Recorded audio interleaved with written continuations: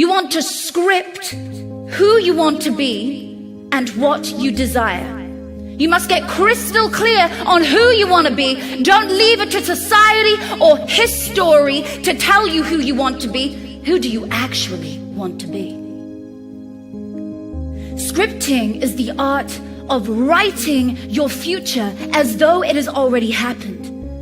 It is the way that you desire something, but write it and believe it as though it's already yours. A few years ago, I found myself in a really dark place. I found myself as a single mom. I was alone. I was suffering. I was overcoming a drug addiction. I was at the lowest place in my life, physically, emotionally, mentally, and spiritually. And it was from that place that I realized something has to change. But I'd always been journaling. I'd always been writing. And I thought if I continue writing about my really depressing life right now, it's just going to turn me off even more. I'm ashamed of who I am. I don't want to be reminded of the place that I'm in. And that was when I started to write in a new way. I started to script. I started to write about my future as though it already existed. A new future. There is a science to scripting, and I'm going to dive into that with you right now. The definition of scripting. In the context of computer programming, scripting refers to the process of writing a series of instructions or commands that are interpreted or executed by a computer program or script interpreter.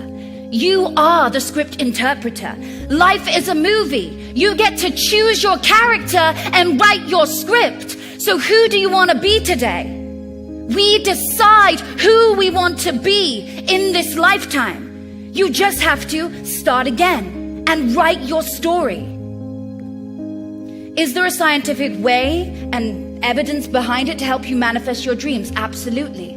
It's funny because when brain scans are done, it proves and shows that your brain doesn't know whether it has happened and is a memory or an imaginary one.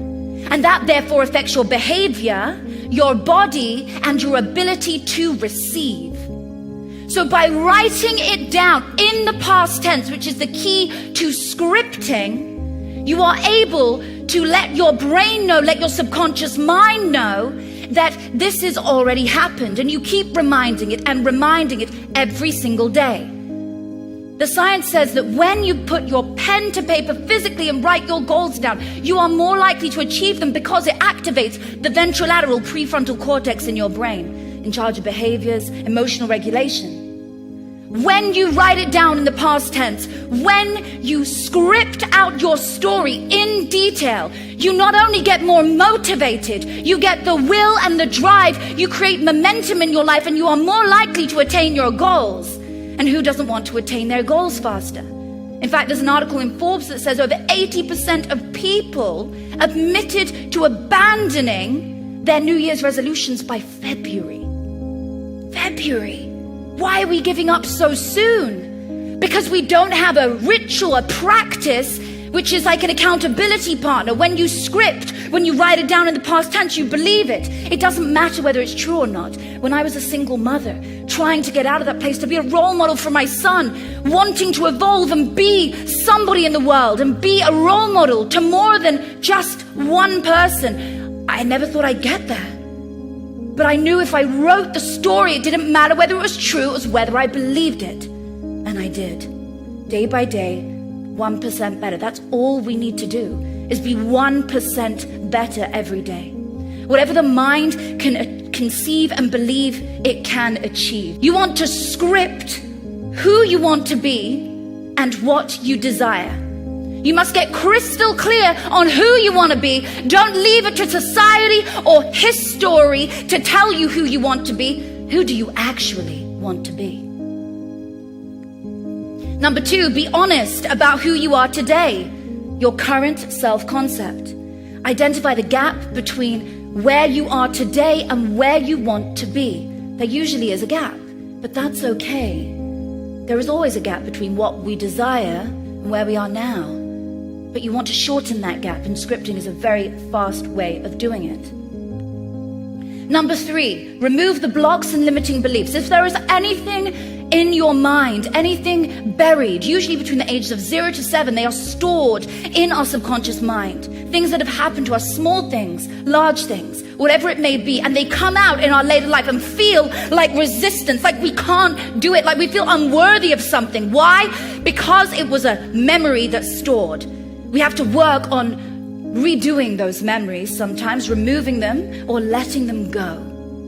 When I was in my darkest place, you would never have known, because I was trying to get out of it. And my way of getting out of it was by posting content which made me feel good about myself, which made me like old pictures, I put things up and it made me feel like I'm gonna be good again. Or maybe in one moment of my day, I would put on a little dress and, dress back up again, or whatever I was going through, I would put it on so I would feel good. And like I say, be it until you become it. You know, that's the name of my new book, right?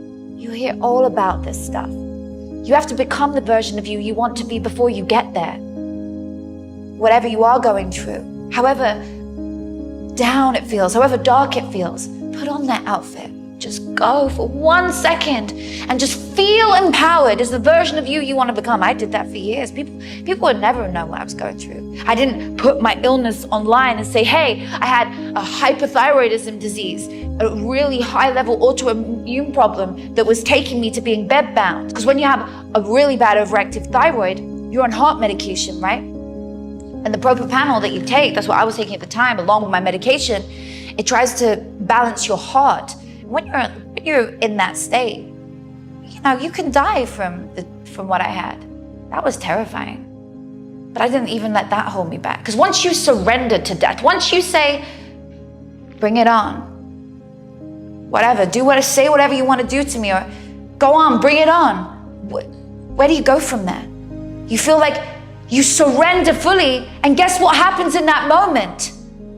You feel fully free and relaxed, and you let go fully of what you have been through, and you shake it off, and you just let go, and you feel healed again. I felt healed again. I felt like I've surrendered, and I'm gonna be okay again. Yeah, I remember that. When I've left this planet, my name is not the thing I want to carry on. It's my legacy. It's what I did here on planet Earth. It's the lives I have changed and the method that I've implemented with my MBS method. That's what I want to live on. I want that to be my legacy, so people know that they too can live their best lives, be their happiest self. So don't let your circumstances define you. Let them fuel you. Let them fuel where you are meant to go, where you are going, because you are meant for greatness. You were born for greatness. If this didn't happen to you, you would not have rebounded up again and come back to be who you are today.